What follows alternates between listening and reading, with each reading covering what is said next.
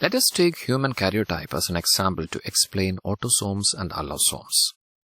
The first 22 pairs of chromosomes from chromosome number 1 to 22 makes the autosomes. That makes 44 chromosomes or 22 pairs of chromosomes. These chromosomes carry genes that control somatic traits like height, hair color, or general metabolism. That is why they are called as autosomes or somatic chromosomes.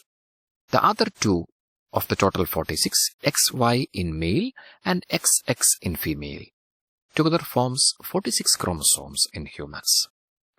These chromosomes are called as allosomes or sex chromosomes. That is, 2 chromosomes or a pair of chromosomes. So sex chromosomes carry genes that control sexual traits or involved in sex determination. Now let us see other differences. Autosomes are always homologous, as you see.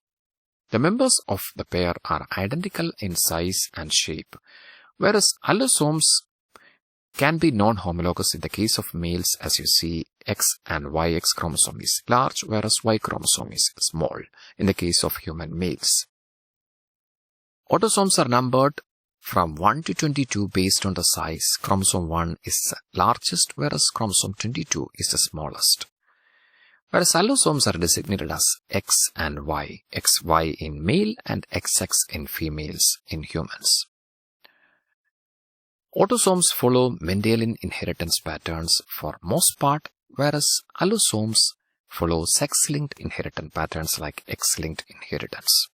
Hope you are benefited from this video. Take care, stay blessed. Thank you so much. You are with biologyexamsforyou.com.